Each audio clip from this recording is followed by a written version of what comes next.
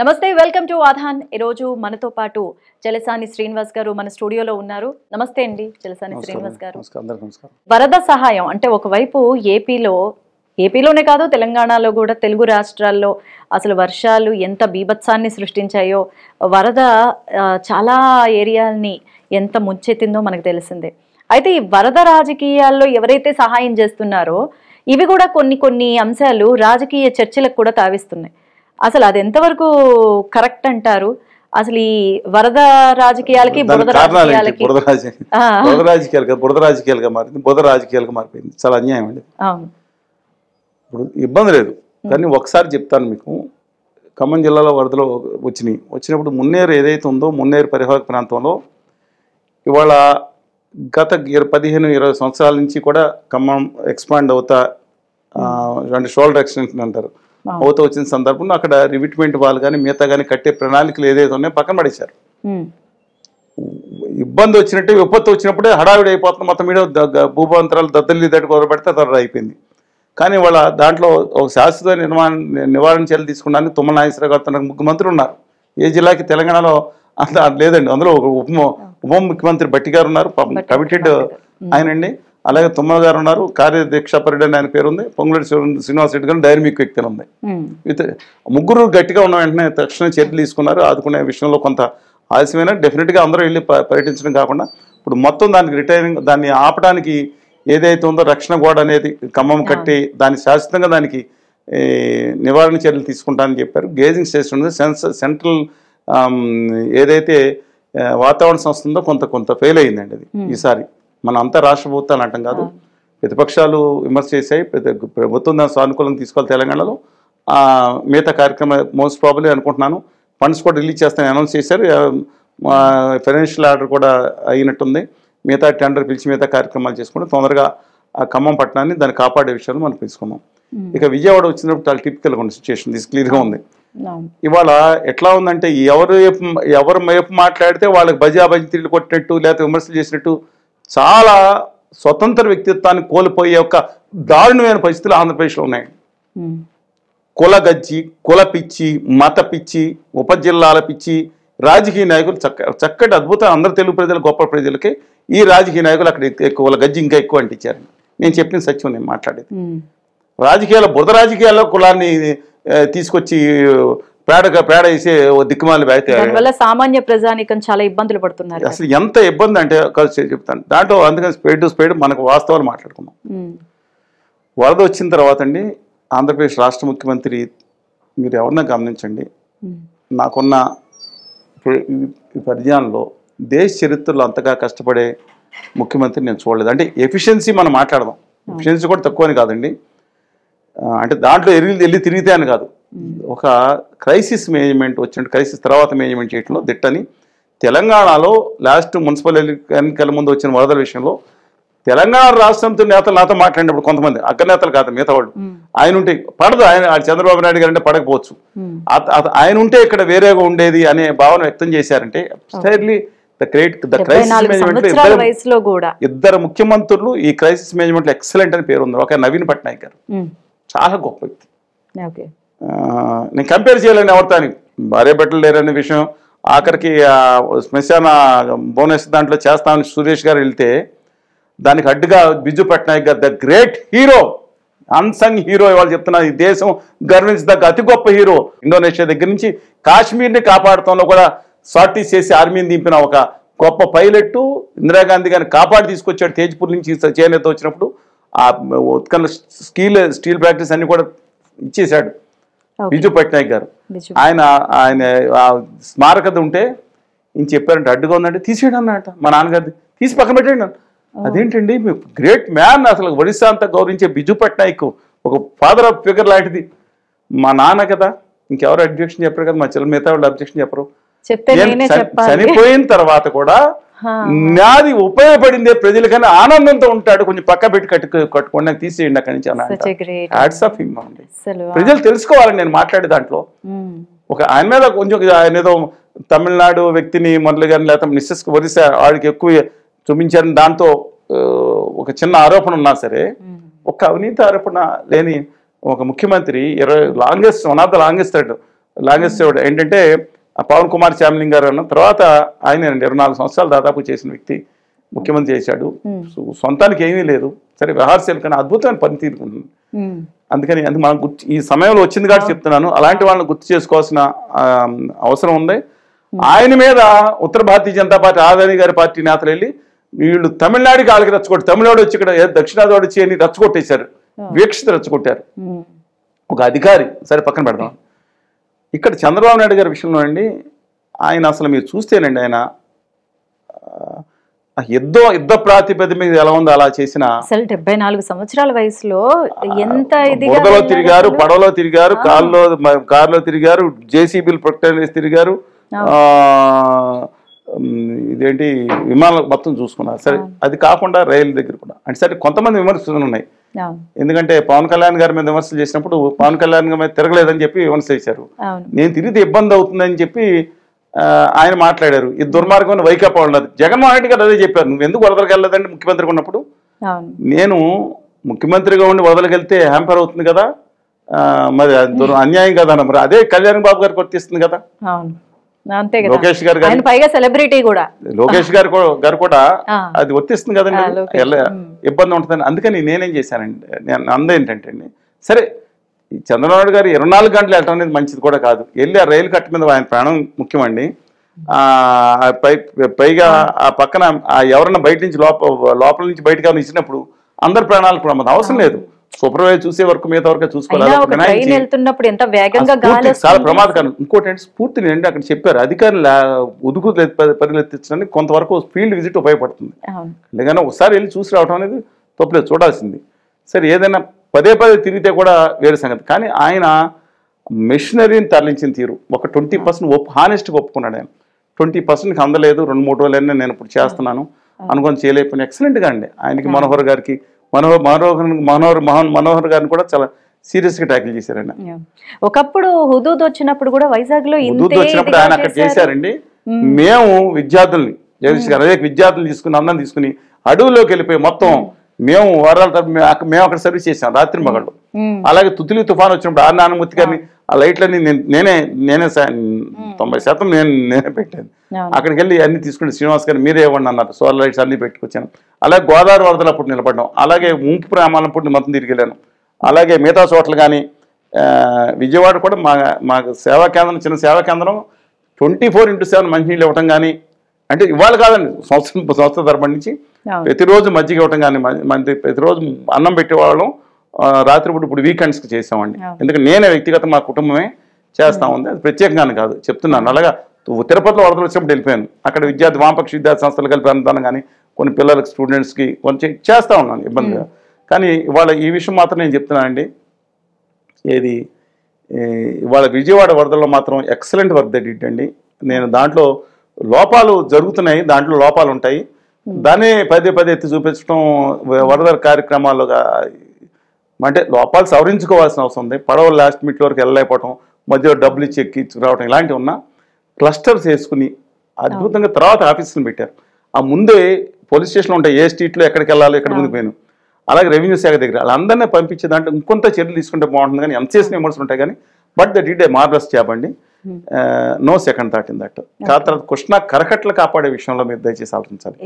11 లక్షల క్యూసిక్కుల పైన వచ్చినప్పుడు కరకట్టలు కనుక అది దక్షిణానికి వాలుగా ఉంటుంది నది, అటు అంటే ఆంధ్రప్రదేశ్ టోపోగ్రఫీ కూడా కొంచెం వాలు ఉంటుందండి. ఆ రేపల్లె విషయంలో అనగాని సత్యప్రసాద్ గారిని ఎమ్మెల్యే కమిషనర్ ఉన్నాయండి. రాత్రింబాళ్ళు కారులో పడుకున్నాడా, అక్కడ సీట్లో ఉండుకున్నాడా, రాత్రింబాళ్ళు కష్టపడ్డాడు. ఎక్సలెంట్ వర్క్ ఏంటంటే శ్రవణ్ కుమార్ గారు, ఎవరు తాడికొండ ఎమ్మెల్యే శ్రవణ్ కుమార్ గారు, అలాగే మన ఈయనండి మనోహర్ గారు, నాదెండ్ల మనోహర్ గారు, ఆయన కాన్స్టిట్యున్సీ కూడా ఉంది, మండల బుద్ధప్రసాద్ గారు, వీళ్ళందరూ దక్షిణాదిన కరకట్టను కాపాడు. ఎందుకంటే అది వరదలు తెగిపోయి మీద పడితే ప్రళయించేదండి, ఊళ్ళు మునిగిపోయాయండి. మీరు అలాంటివి నిజంగా వాళ్ళందరికీ నేను సాల్యూట్ చేయాలండి ప్రజల తరఫున. ఎందుకంటే రైట్ సైడ్ కూడా ప్రసాద్ గారు, రాజా గారు కొంత ప్రయత్నం దాంట్లో నేను తప్పట్ను. కానీ విజయవాడ వరదలను ముంచిందండి. కృష్ణ అనేది ముఖ్యం కాదండి, బుడమేరు గురించి మాట్లాడుకున్నాం. ఇక జగన్మోహన్ రెడ్డి గారిని వారు మన రాష్ట్ర ప్రధాన ప్రతిపక్షంలో గుర్తింపు లేకపోయిన ప్రతిపక్షంలో ఒక ఆయన, ఒకప్పుడు మాజీ ముఖ్యమంత్రి, ఇప్పుడు ప్రతిపక్షం లేని ఒక నాయకుడు, ప్రతిపక్ష హోదా లేని ఆయన వచ్చారు. రావడానికి ఎవరి రైట్, ఈజ్ హ్యావింగ్ ఎవరి రైట్ అండి. ఆయన రావడానికి ఎవరి రైట్, అధికారం ఉంది. అందుకని నేను దాంట్లో డిస్ప్యూట్ చేయను. కానీ మెయిన్ ఇష్యూ ఏంటంటే ఆయన వచ్చిన 3 ఆరోపణలు చేశారు. ఒక ఆరోపణ పాక్షికంగా తక్కువ సత్యం, ఒక ఆరోపణ మరి అసలు అవాస్తవాల పుట్ట, ఒక ఆరోపణ సత్యమైనది. ఎలాగంటే ఆయన నిరాశ్రయులకు టైంకి తీసుకెళ్ళలేదు, ప్రజల్ని హెచ్చరించలేదని 100% సత్యం. దాని మీద కాన్సన్ట్రేషన్ చేయాల్సింది ఆయన. మీకు అర్థమైంది కదండి. అది నిజంగా వాస్తవం. అది ప్రతిపక్ష నాయకుడిని ఎత్తి చూపారు. అది సవరించుకుని బాధ్యతగా జవాబు చెప్పాల్సిన బాధ్యత రాష్ట్ర ప్రభుత్వాన్ని, ఈ నాయకులది. వాళ్ళు ఒక్కటి ఆలోచించాలండి. ఆయన చెప్పిన, జగన్మోహన్ రెడ్డి గారు చెప్పిన ఆరోపణలో చెప్పినప్పుడు ఇందాక చెప్పినట్టు మొదటి ఆరోపణ ఏందో చాలా న్యాయమైంది, దాని మీద కాన్సన్ట్రేషన్ చేయాల్సింది. అది 100% ఆయన అడిగింది కరెక్ట్, సమాధానం చెప్పాల్సిన బాధ్యత. రెండోది, పైన ఆలమట్టిలో నీళ్ళు 5 లక్షలు 6 లక్షల క్యూసెక్కులు వదులుతున్నా ముందే ఇన్ఫార్మ్ చేసి వచ్చే 3 రోజులు వస్తుందని చెప్పినప్పుడు, మీరు కింద ప్రాజెక్టులో కింద కూడా భారీ వర్షాలని చెప్పి హెచ్చరిక చేసినప్పుడు కేంద్ర వాతావరణ శాఖ, రాష్ట్రం, మీరు కింద ప్రాజెక్టులో నీళ్లు ఖాళీ చేసుకుని ఒక 300-400 టీమ్స్ ఖాళీ పెట్టుకోవాలి కదా అని మాట. అది పాక్షిక సత్యం. సమాధానం చెప్పాలి. కానీ ఏంటంటే విచిత్రం ఏంటంటే, నాగాన్ సాగర్ నుంచి రిలీజ్ అయిన దగ్గర తర్వాత నుంచి మూసి, ఆలియా అని తెలంగాణ నుంచి వచ్చే ముఖ్యమైన ఏదైతే ఉపనదులు ఉన్నాయో ఆ నదుల నుంచి వచ్చిన దాన్ని కూడా కలుపుకుని, అంటే గంటకి రికార్డ్ తీసుకుంటే నేను 31 తారీఖున పులిచింతల దగ్గర రిలీజ్ అయిన వాటర్ 5 లక్షల క్యూసెక్కులు ఉజ్జాయింపుకు అటు ఉన్నాయి. మిగతా 6 లక్షల క్యూసెక్కులు ఎక్కడొచ్చింది? Just short span of between Pulichintala and Prakasam barrage, less than 100 kilometres. అంటే ప్రకాశం బ్యారేజ్ పైన ఉన్న 1400 కిలోమీటర్లు, 1350 కిలోమీటర్ల కృష్ణానది ప్రవాహంలో ఆ పైనుంచి వచ్చిన 1200 కిలోమీటర్ల పైనుంచి వచ్చిన వరద ప్రవాహం ఏమో 5 లక్షల క్యూసెక్కులు చెల్లు ఉంటాయి. ఈ మధ్యలో క్లౌడ్ బర్స్ట్ కూడా కాదు అయింది, కేంద్ర వాతావరణ శాఖ విఫలమైంది. మామూలు హెచ్చరిక చెప్పడం కాదు, 6 లక్షల క్యూసెక్కులు మీకు మున్నేరు నుంచి ఒక పక్కన, పాలేరు నుంచి పక్కన, చంద్రవంక వాగు, ఆ వంక వాగుల దగ్గర నుంచి మిగతా నుంచి దాదాపు ఇంత వచ్చే అవకాశం ఉందనేది ఇండైరెక్ట్ గా ఇప్పుడు రాష్ట్ర ఖచ్చితంగా చెప్పలేదండి. అయినా రాష్ట్ర ప్రభుత్వం కొంత ఎక్కువ కలిసి తీసుకోవాల్సింది వేరే విషయం. అది కూడా కాదు, ఇది పాక్షికమైన సత్యమే. అందువల్ల అలా నీళ్లు కనుక రిలీజ్ చేసేసి ఉంటే తోటి తెలంగాణ ప్రభుత్వంతో మాట్లాడుకోవాలి.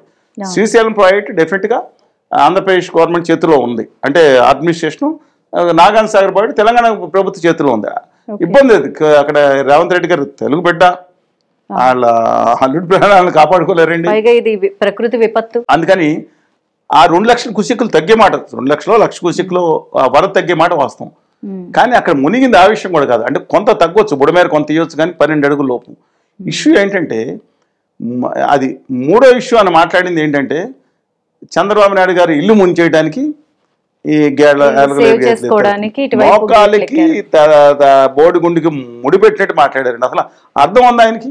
ఆ పక్కన దిక్కుమల్ల అడ్వైజ్ ఇచ్చిన వాళ్ళు ఎవరో, ఎప్పుడైతే ఆయనలో ఓడిపోవడానికి ముఖ్యమైన కారణం అండి, ఆయన ఇచ్చిన నవరత్నాలు పథకాలు ఉన్నాయి కదా, ఆ విషయాలు కాదండి. అందులో చాలా 6-7 బాగా అమలు చేశారు, 2-3 తక్కువ అమలు చేశారు, కొన్ని హామీలు అమలు చేయలేదు, వేరే సంగతి.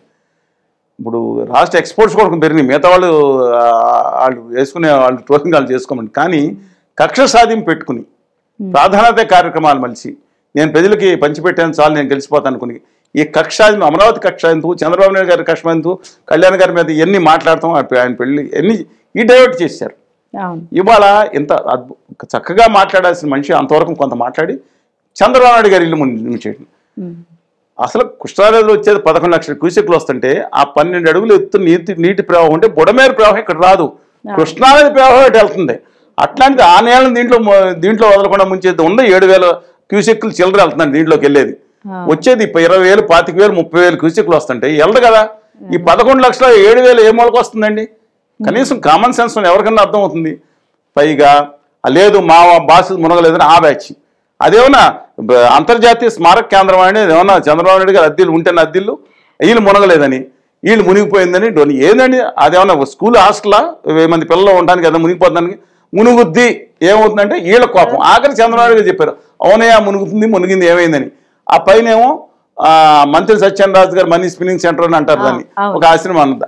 అది అది కూడా మునిగిపోయినప్పుడు ఎక్కడో పైన ఎందుకు మునగదండి? అందుకే మునిగిపోయింది కాబట్టి ఈయన వెళ్ళి ఆ ఇంట్లో ఉండలేరు కదా, ఇంక బయట ఉండలేక నవ్వుతారని చెప్పి వెళ్ళి కలెక్టర్ ఆఫీసులో కూర్చుని షోని ఇళ్ళు గొడవ, రాజకీయ ఆరోపణలు, బురద ఆరోపణలు. సరే ఈయన ఆయన ఇప్పుడు మొన్న తిరిగి తగ్గిపోయిందో తెలియమంటున్నారు. క్వశ్చన్ ఏంటంటే వాళ్ళ మేజర్ ఇది డైవర్ట్ అయిపోయింది. ఆయన నది అన్నాడు, బుడమేరు ఆరు అనే ఉంటుందండి, రివర్ అనే ఉంటుంది. అది కృష్ణానదిలోను గోదావరిలోను కలవ. బుడమేరు రావులేతంలో చిన్న అయినా సరే కొల్లేరులోకి వాటర్ డిశ్చార్జ్ చేస్తే కొల్లేరు నుంచి స్ట్రైట్ కట్ ద్వారా సముద్రంలోకి లేకపోతే మెత్తోట్ల వెళ్ళే సందర్భం. కానీ రివర్ అంటే తప్పేమన్నారు, వాగునైనా సరే అంతవరకు. అలాగే అక్కడ గేట్లు అనేది లాకులు మా పాలకొల్లు లాకులు అంటే కాలువలుకుంటే గేట్లు ఉంటాయి. ఇది గేట్లు అంటారు, లాక్ గేట్లు అంటారు, తప్పేం లేదు. దాని మీద ఇష్యూ చేయటం వీళ్ళు మేజర్ మీద చెప్పండి. ఇష్యూ నేను చెప్తున్నానండి, అద్భుతంగా వర్క్ చేశారు. తర్వాత కూడా రామానాయుడు గారు మీ పాలకొల్లు ఎమ్మెల్యే ఉన్నారు, నీటిపారుదల శాఖ మంత్రి. అసలు రాత్రిమూల ప్రజలు ఉన్నారు. మీరు దాదాపుగా చాలా తక్కువ మంది ఎమ్మెల్యేని చూసుకుంటారు రాత్రిమూల. కొంచెం ప్రచారం ఎక్కువ ఉండొచ్చు, వేరే సంగతి అండి. ఆయన వరదల తర్వాత మాత్రం ఎక్సలెంట్గా ఆయనది కాదండి, మిగతా చాలా కష్టపడిపించారు. ఇందాక మీకు చెప్పే కదా. కానీ ఆయన పనిచేసినట్టు ప్రజలకు కూడా తెలిసిపోయింది. వందల వీడియోలు వచ్చినాయి. 4 గంటలు పడినా కూడా దగ్గరుండి ఇది చేశారు కదా. కానీ ఆ గంటలు పొచ్చడంలో కూడా లోపం ఉంది, చెప్తారండి. అది టెక్నికల్ గా మాట్లాడదాం. కానీ రాత్రిమూల ఎందుకంటే ఆయన కొత్తగా వచ్చిన ఆ ఇంజనీర్స్ ఏం చేశారు మిగతా మాట్లాడదాం. ఇవాళ ముంచేసిందండి ఖచ్చితంగా ప్రకృతితో పాటు మానవ లోపం కూడా. నేను మాట్లాడిన దానికి బాధ కలిగినా ఎందుకు చెప్పాల్సి వస్తుందంటే ఇవాళ ఫ్యూచర్లో కవర్ చేసుకుంటాను. ఇవాళ ప్రతిదీ కవర్ చేసుకుంటా అంటే అక్కడ ఉన్న ఆ మునిగిపోయిన వాళ్ళని, ప్రాణాలు కోల్పోయిన వాళ్ళని, సర్వం కోల్పోయిన వాళ్ళని రేపు పొద్దున అందులో మీ బంధువులో చుట్టుపక్కల ఉంటే తెలుస్తుందండి బాధ. సాయం చేసిన చాలా మంది ఎందుకంటే చెప్తాను, సాయం చేసిన క్యాట్సప్. నేనేదో ఉడతా భక్తి నాకు ఎలాగో విజయవాడలో 3 days క్యాంప్ నడుపుతున్నాం కాబట్టి చిన్నది ఉడతా భక్తి సేవ నడుపుతున్నాం కాబట్టి అయినా అక్కడెక్కడ పెద్ద సంస్థలకి అన్నదానానికి అవసరమైతే అలాంటి వాళ్ళు చిన్న సాయం చేస్తారు, చేసాం. కానీ ఇక్కడ ఏం జరుగుతుందంటే అక్కడ నిజంగా ఆ బాధలు తెలుసుకోమంటున్నాను. ఆ మునిగిపోయిన వాళ్ళు వెతలు తెలుసుకొని జరిగిన లోపం చెప్తాను. ఎందుకంటే మంచి జరిగినప్పుడు చెడు జరిగి ఇది ఫ్యూచర్లో రిపీట్ కాకూడదని చెప్తున్నాను. బాధ్యత ఎవరు తీసుకుంటారు రేపొద్దున? నేను చెప్తాను, నీటిపారుదల శాఖ పైన ముత్యాలంపాటి దగ్గర, కొండూరు దగ్గర దానికి పేమెంట్ చేసి అప్రాక్సిమేట్ క్యాలిక్యులేషన్ ఉంటుంది. కానీ వెలోసిటీలు బట్టి లెక్క చేస్తారు. నది ఎలా ఉంటే చేయటం కష్టం అండి. అలా కట్టి అక్కడ అసెస్మెంట్ ముందు చేస్తారా లేదా చేయలేదా తెలియదు. అది ఎక్కువ వర్షాలు వచ్చినాయి, 20 సెంట్లు అయినా 20 సెంటీమీటర్లకు వచ్చినా అసెస్మెంట్ చేయాలి. నేను చెప్పింది వాస్తవంగా ఆలోచించండి, రేపు పొద్దున ఉపయోగపడుతుందని నాకు తెలిసిన పరిమిత నాలెడ్జిలోనే చెప్తున్నాను. మరి ఈ మధ్య నీటిపారుదల నిపుణులు కొత్తగా వచ్చారు. మరి ఆంధ్ర తెలంగాణ 20 సంవత్సరం ఒక్కళ్ళు కనపడలా. కోర్టులో కేసులు వేసాను నేను, ఇంత అనుబంధ పుస్తకాలు రాశాను. పెద్దలు ఎన్ఎన్ నాగేంద్రనాథ్ గారు వెళ్ళిపోయారు, కానీ భవన్ ప్రసాద్ గారు ఉన్నారు, బొజ్జా దర్శనాయుడు, పెద్దిరెడ్డి చెంగళరెడ్డి, పెద్ద పెద్ద ఉన్నారు దాంట్లో. కానీ నేను చెప్తున్నాను వాళ్ళకి తెలుసు, కానీ ఈ మధ్య కొత్త నిపుణులు ఎవరో నాకు తెలియదండి. సుబ్బారావు గారు, మంచి చెరుకురెడ్డి గారు, పెద్దవాళ్ళు చాలామంది ఉన్నారు. వాళ్ళు పర్వాలేదు, కొత్త నిపుణులు ఎవరు తెలియదు, వీళ్ళు మాట్లాడుతున్నారు వచ్చి. నాకు ఎప్పుడు కనపడా ఈ 15 సంవత్సరాల లీగల్ ప్రాక్టీస్లో వీటిలో నాకు ఎప్పుడు ఆంధ్ర తెలంగాణ ఇష్యూలో కానీ జస్టిస్ మొయిలే కమిటీకి మొయిలే నీటిపారుదల కమిటీ వేసినప్పుడు విభజన టైంలో వీళ్ళు ఎవరు కనపడలా.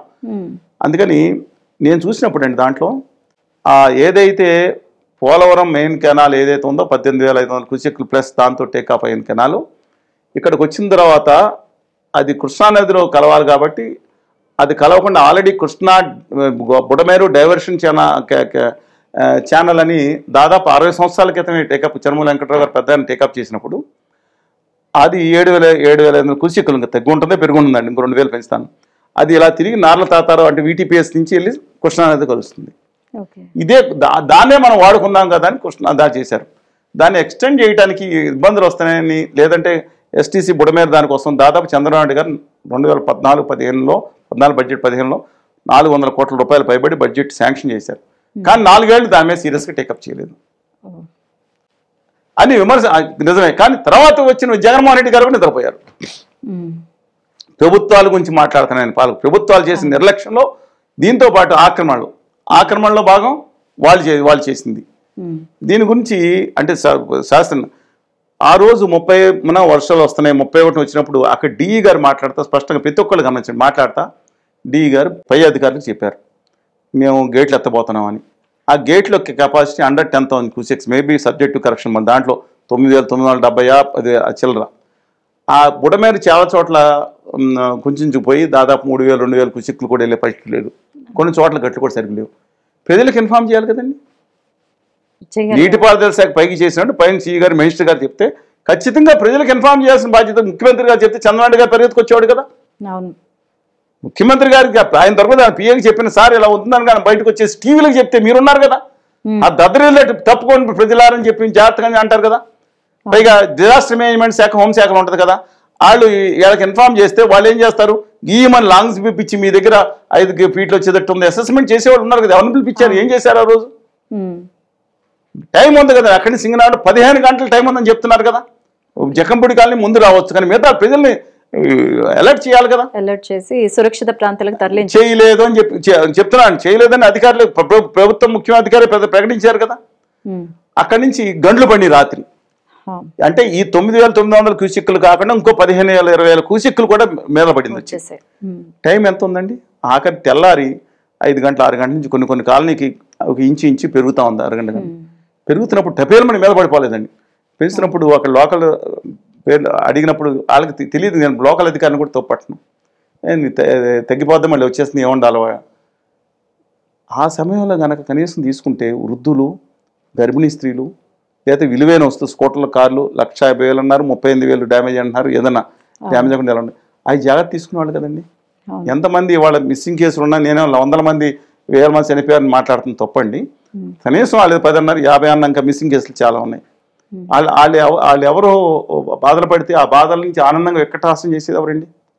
ఇప్పుడు ఒక బ్యాచ్ ఏం చేశారు, చంద్రబాబు నాయుడు గారి ఇల్లు మునిగిపోతే అమరావతి మునిగిపోయిందని ప్రచారం, ఆ పాత ధరణికోట పాత అమరావతిని చూపించి విషయం చెప్పండి. దేనికంటే అసలు సబ్జెక్ట్ మీదే ఇక్కడ ఆదుకుంటే ఆదుకోవాలి, అత విషయం చెప్పండి బ్యాచ్ అది కూడా తప్పు అంటున్నాను. కానీ coming back to this point straight away నేను అడుగుతున్నాను, సమాధానం చెప్పాల్సిన బాధ్యత ఆంధ్రప్రదేశ్ రాష్ట్ర ప్రభుత్వానికి ఉంది. Excellent work they did after the floods అండి.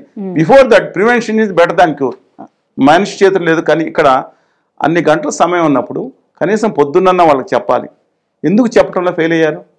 మీరు చెప్పలేకపోతే మీడియా ఉంది కదా. వాళ్ళ ఆ రోజు 1986 వరద వచ్చిన పాలకొల్లో మాకు కండవాళ్ళ దగ్గర గళ్ళు పడి అంటే 15 గంటల టైం ఉందన్న, నెమ్మదిగా వచ్చాయి.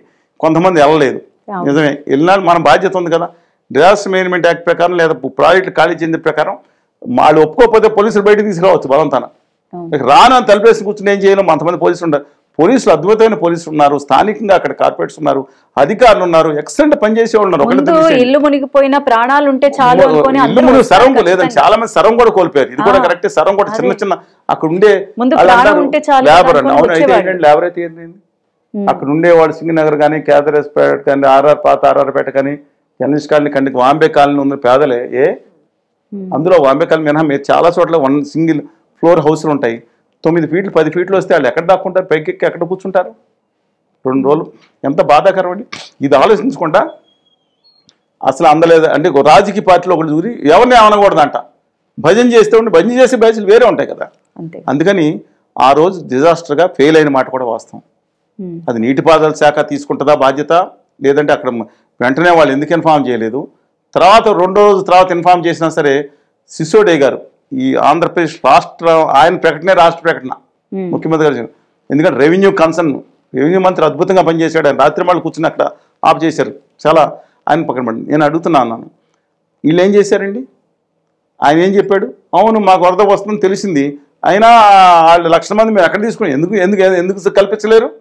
కానీ అమరావతి కట్టిన పాత సగం కట్టిన బిల్డింగ్లు అలాగా ఉన్నాయి కదా, అక్కడ 5,000 మంది 10,000 మంది ఉంటారు. విజయవాడలో మేజర్ సెక్షన్లో ఫంక్షన్ హాల్స్ ఉన్నాయి, గుంటూరు ఉన్నాయి, ఏలూరు ఉన్నాయి, తరలించవచ్చు కదండి 100,000 బస్సులు పెట్టుకుని. కనీసం వాళ్ళు చెప్తే వాళ్ళు వెళ్ళిపోయారు, 30-40 ముందు వెళ్ళిపోయారు కదా. స్కూటర్లో కార్లో పిల్లలను తీసుకుని ఆ ముందు సామాన్యమైన జాగ్రత్త వాల్యుబుల్స్ నగదు అన్ని జాగ్రత్త తీసుకుని వెళ్ళిపోతారు కదా. ఏంటి ప్రాబ్లం అని అడుగుతున్నాను. Gaurav principal special chief secretary కానీ ప్రిన్సిపల్ సెక్రటరీ ఆయన మేము తెలిసినా మేము చెప్పలేదంటే ఇది ఈ దేశ చరిత్రలోనే ఎవరిని ఒప్పుకుంటారో ప్రజాస్వామ్య దేశంలో? ఎక్కడ బక్కనంగల్ ప్రాజెక్ట్ దగ్గర నుంచి అక్కడ మిగతా ఏ వరద వర్ష దగ్గర నుంచి ఏ వరద గోదావరి వరదలు ఎవరైనా ఇలా చెప్పారా? ఈ రాష్ట్ర ప్రభుత్వం దాంట్లో సమాధానం చెప్పకుండా అవసరాన్ని తిడితే ఏంటి ప్రయోజనం అండి? నేను 2 చెప్తున్నా. ఎక్సలెంట్ వర్క్ జగన్మోహన్ రెడ్డి గారు చేసిన మేజర్ ఆపడంలో వాస్తవం లేదు, కానీ అమరావతి మునిగిపోయిన విషయం చెప్పిన దాంట్లో వాస్తవం లేదు. నా మీద ఎక్కడన్నా వర్షం వస్తుంది. హైదరాబాదు, ముంబై, చెన్నై, ఢిల్లీ, ఆఖరికి దుబాయ్లో కూడా వరద వచ్చింది కదండి. న్యూయార్క్ వీళ్ళు చెప్తారా? అలాంటిది మునగలేదా బాబు? చాలా ఒక బిల్డింగ్లో నీళ్ళు లీక్ అయినాయా అప్పుడెప్పుడు చెప్పారు సెక్రటరియట్లో, హైకోర్టులో. ఓన్లీ ఆ కాలువ గట్టు గురించి హైకోర్టు విషయంలో లేఖ రాశారు. ఎందుకంటే ఈ గట్టు రివర్స్ లీజులు దెబ్బతే ఉంటుందని శ్రవణ్ కుమార్ రాత్రి వాళ్ళు పొడుగుని చేశాడండి అక్కడ. ఎక్సలెంట్ వర్క్ దట్ డిడ్ అండి. టీవీల్లో రీల్స్ చేసిన వాళ్ళు వేరే ఉన్నారు, వాళ్ళనే కాదంటే కొంత ప్రయత్నం చేశారు. స్వచ్ఛంద సేవకులు రాత్రి మళ్ళీ కష్టపడి పని చేశారండి అక్కడ అధికారులు. వాళ్ళని ఆపించేస్తారు. రీల్స్ చేసేవాళ్ళు ఒక పని చేసి 500 రీల్స్ చేసుకున్న వాళ్ళు ఉన్నారు. మొత్తం తారీఫ్ జనం వాళ్ళకి చేస్తున్నారు, చేసుకోమనండి. వెనకమాల కష్టపడిన వాళ్ళు కూడా మనం ప్రతి ఒక్కరిని స్వచ్ఛంద సంస్థలో ఎంతమంది అక్కడ చేసినాడు. అందుకని నా రిక్వెస్ట్ ఏంటంటే దీనికి జవాబుదారీ రాష్ట్రపతి తీసుకోవాలి. బలి చేయడానికి అక్కడ ఎక్సలెంట్ కలెక్టర్ ఉన్నారు సుజనా గారని, చాలా అద్భుతం. వాళ్ళకి షుడ్ బి వాళ్ళ తర్వాత వాళ్ళకి ఇన్ఫార్మ్ చేస్తే నీటిపారుదల శాఖ వాళ్ళకి ఇన్ఫార్మ్ చేస్తారు. చంద్రబాబు గారు ఊరుకుంటాడండి, కూర్చుని అక్కడ కూర్చేసి కూర్చుంటాడు. ఆయన కూర్చుని అందరూ వెళ్ళిపోయే వరకు ఆఖరి వాటికి నేనే ఉంటానంటే అధికారులు తీసుకెళ్ళి అంత కష్టపడే మనిషి. చెప్తున్నాయి ఇవాళ ఎవరో ఒకటి జవాబుదారి ఆయన మీద ఎవరు తీసుకుని తీరాల్సిందే దీంట్లో. తర్వాత మన ముగింపు కూడా ఒకటి చెప్తానండి, దీనికి ఖచ్చితంగా తక్షణ చర్యలు అయితే తీసుకున్నారు. ఫైర్ డిపార్ట్మెంట్ 135 ఫైర్ ఇంజిన్లు పెట్టించారు. తర్వాత ఇంకా పెంచారు. ప్రతి డివిజన్కు ఒక ఐఏఎస్ ఆఫీసర్ని వేశారు. రాష్ట్రం మలమూల అనేక ప్రాంతాల నుంచి కూడా మున్సిపల్ సిబ్బంది తెప్పించారు, నీళ్లు కడుతున్నారు. ఆఖరి కంట్రీకి దగ్గర గండ్లు పూడ్చారు. కానీ తర్వాత ఇంకా సీపేజ్ ఉంది, వీళ్ళు కాదు ఇంజిన్లు పెట్టి పూడ్చాలి గట్టిగా. ఆర్మీ కూడా లాస్ట్ కొంత ప్రయత్నించింది, కానీ అది మళ్ళీ సీపేజ్ కరెక్ట్ చేశారు. ఆఖరికి అయిపోయిన 15 రోజులు తర్వాత 15 రోజుల్లో కంట్రీలో మున్సిపల్ మంత్రి నారాయణ గారు కష్టపడి ఆ నీళ్లు పంపించేస్తాను. ఇంకా జక్కంపూడి కాలనీ ఉందంటే 16-17 రోజులు వరదల్లో ఉన్నాయండి. ఇది మనం అర్థం చేసుకోకుండా ఎవరికాళ్ళు ఫోన్లో ఇది పట్టుకుని టైపులు చేసుకుంటే బాధలు అక్కర్లేదు అన్నమాట వాళ్ళకి. అందువల్ల ఎందుకంటే మైలు పారుకోలు వరద మేము తిరిగాం కదా, నేను తిరిగి మనం అంటే వరద వచ్చినప్పుడు వచ్చిన నష్టం ఒకటైతే దాని తర్వాత ఇంకా కంటిన్యూ అవుతుంది. ప్రివెన్షన్ పెట్టడానికి అనేది మేము తీసుకోవాలని చెప్పి మధ్యకాలిక చర్యల కింద గట్లు బండ్స్ పెంచి శాశ్వత చర్యల కింద కొల్లేరు ముంపు ఏదైతే ఉందో ముంపు ఆక్రమణ ఉన్నది దాన్ని తొలగించి స్ట్రైట్ కట్ను పెంచి బుడమేర ఫ్యూచర్లో రాకుండా అలాగే గట్లు డెవలప్ చేసుకుంటా ఇది చేయటం అనేది శాశ్వత ప్రణాళిక. I hope that Chandrababu Naidu గారు డెఫినెట్ గా దాన్ని చేస్తారని భావిస్తారని చేయాలనుకుంటున్నారు కదా. అంటే ఇంకా భవిష్యత్తులో ఇలాంటివి రాకుండా డెఫినెట్ గా ఆయన దాని మీద పట్టుకుంటే ఇది బ్రాండ్ ఇమేజ్ విజయవాడ దెబ్బతింది. క్యాపిటల్ 29 గ్రామాల విజయవాడ కాదు, సిఆర్డీ ప్రాంతం. అసలు రాజధాని అమరావతి మునుగుతుంది అనుకుంటే అక్కడ ఒక్క గ్రామం కూడా గ్రామం మునగలేదు. కానీ నీళ్లు కొన్ని చోట్ల ఉన్నాయి కాబట్టి బయటకు వెళ్ళడం కష్టం. 11,40,000 క్యూసెక్లు తట్టుకుందండి. అందువల్ల డెఫినెట్ గా పాజిటివ్ గా తీసుకుందాం. ప్రజలు నిలబడ్డారు కసితో. విజయవాడ అగైన్ నిలబడుతుంది. అలా ఖమ్మం కూడా అలాగే మిగతా ప్రాజెక్టులు మీరు చూసారు చెయ్యరు అని విమర్శించేటప్పుడు అలా ఆలోచించుకోవాలి. కర్నూలు ఎలా నిలబడింది, హ్యాట్స్ ఆఫ్. అక్కడ ప్రజలు ఎంత మళ్ళీ అంత బాధలు పడిన ప్రజలు ఎలా నిలబడ్డారు. హైదరాబాద్ మున్సిపల్ ఎలక్షన్ వచ్చిన ముందు ఏదైతే ఉందో అక్కడ మూసి పరివాహక ప్రాంతం చూశారు మీరు ఎలా జరిగిందో. వాళ్ళు తిరిగి జీవనం సాగిస్తారు. వాళ్ళని కూడా కొంచెం మెరుగైన, అందుకని హైదరాబాద్ కాదని అక్కడ కూడా లోతట్టు ప్రాంతాలను లోతట్టు కాకుండా లోతుగా అంటే పల్ల ప్రాంతాల వాళ్ళని ముంపుకు దాన్ని వేరే వాళ్ళు తరలించి వాళ్ళకి మంచి సౌకర్యం కల్పించే శాస్త్రీయ చర్యలు చేపట్టాలని కోరుకుందాం. మరోవైపు ఈ వరద ముంపుల్లో జగన్మోహన్ రెడ్డి గారు ఇప్పుడు కొన్ని ఏరియాలకు వెళ్తున్నారు. అలాగే మొన్న పిఠాపురం కూడా వెళ్ళారు. అక్కడ ఉన్న చుట్టుపక్కల గ్రామాలని కూడా సందర్శించారు. అయితే దీనిలో కూడా కొన్ని రాజకీయ కోణం అనేది వెలుగు చూస్తోంది. ఇందాకే చెప్పారండి, కళ్యాణ్ బాబు గారు రాలేదండి, ఒక గొడవ వచ్చారంటే రాలేదంటే జగన్మోహన్ రెడ్డి గారు రాలేదు. జగన్మోహన్ రెడ్డి గారు కూడా నేను తప్పడుతున్నాను కాదండి. On one point of view is correct. అనవసరంగా వెళ్తే డ్యామేజ్ జరుగుతుంది. నేను ప్రభుత్వ అధినేతగా నేను కూర్చుని పని చేయించాలి, సమర్థుడైనది కానీ సరైన ప్లేస్లో పెట్టి చేయించాలి నేను. అంతే తప్ప నేను వెళ్ళి 24 గంటలు కూర్చుని ఏం జరుగుతుందని ఒక విధంగా కరెక్టే. స్ఫూర్తి నింపడానికి చంద్రబాబు నాయుడు వెళ్ళింది ఒక విధంగా కరెక్ట్. ఆల్వేస్ ప్రతిరోజు వెళ్ళడం కష్టం కరెక్ట్ కాదు. కానీ ఈయన వెళ్ళినప్పుడు నేను అదే అడుగుతున్నాను, మీరు ఎందుకు వెళ్ళలేదంటే మాట్లాడతారు. వాళ్ళు కళ్యాణ్ బాబు గారు వెళ్తే కాళ్ళ చూపించి జాకెట్ వేసుకున్నారు 6 ఫీట్ నీళ్ళలో అని చెప్పి ట్రోలింగ్. ఆయన కాన్స్టిట్యున్సీ అండి, ఆయన కొనుక్కొని భూమి కూడా మునిగి పట్టుకుడు డెఫినెట్గా ఆయన కన్సర్న్ తీసుకోవాలి కదా. నా ఉద్దేశం ప్రకారం రిక్వైర్డ్ కదండి. అందువల్ల రాజకీయాలు బుధ రాజకీయాలు అని కన్స్ట్రక్టివ్గా విమర్శలు చేయమనండి. ఇప్పుడు ఈయన అప్పుడు జగన్మోహన్ రెడ్డి గారు వచ్చినప్పుడు అప్పుడు ప్రతిపక్షాలన్నా సరే వీళ్ళందరూ మర్చిపోయింది ఏంటంటే ఇంత ఒకళ్ళ మీద ఒకళ్ళు వేసుకుంది. కేంద్రం దుర్మార్గంగా వ్యవహరిస్తుంది, చాలా దారుణంగా వ్యవహరిస్తుంది. కేంద్రంలో అదానీ గారు అండ్ కంపెనీ ప్రభుత్వం దాని మీద గట్టిగా మాట్లాడమని చెప్పండి. అందరు నాయకులందరూ విశాఖ స్టీల్ కర్మాగారాన్ని సర్వనాశనం చేయడానికి చేస్తున్న నీచ నికృష్ట అధమాధమ భాగంలో నా తెలుగు జాతి ఆత్మత్యాగంతో కరీంనగర్ బిడ్డలో త్యాగంతో అంటే ప్రాణత్యాగంతో శ్రీకాకుళం, నెల్లూరు, అనంతపురం అన్ని చోట్ల ప్రజలు త్యాగం చేస్తే ఏర్పడిన విశాఖపట్నం ఉక్కు కర్మాగారాన్ని దుర్మార్గంగా అదానీ అండ్ కంపెనీ వాళ్ళు ఆక్యుపై చేసి కబ్జా చేస్తారని ఆరోపణలు వస్తున్న నేపథ్యంలో ఒక్కొక్క ప్రాపర్టీ అమ్ముతూ ఉంటే, బ్లాస్ట్ ఫర్నేస్ మూసేస్తూ ఉంటే ఒక మేజర్ గని కూడా చేయలేని ఒక చేతకాని చేవ చచ్చిన రాజకీయ నాయకులుగా ఉండొద్దని చెప్పి నా హంబుల్ రిక్వెస్ట్ ఇద్దాం. అంటే ఇప్పుడు అధికార పక్షమైన ప్రతిపక్షమైన ఏదైనా ప్రజల శ్రేయస్సు గురించి ఆలోచించాలే కానీ ఇవన్నీ బురద రాజకీయాలు అనవసరం అండి. మంచి చేద్దాం, అందులో పనిచేసే వాళ్ళందరినీ అభినందిద్దాం. అధికారులు రాత్రింబళ్ళు కష్టపడుతున్నారు. దయచేసి ప్రకాశం బ్యారేజ్ ముందున్న ఆ పాత విజయవాడ బ్యారేజ్ పడిపోయినప్పుడు అక్కడ సూపరింటెండెంట్ ఇంజనీర్తో సహా 4 కొట్టుకుపోయారు. ప్రాణాలు అర్పించారు. గొప్ప వ్యక్తులు ఉన్నారు, అధికారులు ఉన్నారు. ఒకళ్ళిద్దరు ఆలసత్వం కోసం కాదు. అందువల్ల let us hope for the best అండి. ఐ థింక్ ఇది ఫ్యూచర్లో ఇలాంటి రిపీట్ కాకుండా ప్రివెన్షన్గా లెక్క ఏదైతే కృష్ణా అనేది కరకట్టలు కాకపోయినా హెడ్స్ ఆఫ్ ద వర్క్ చేశారో ఇలాంటివి కూడా ఇలాంటి ప్రివెన్షన్ చేస్తే బాగుంటుందని ఉద్దేశం.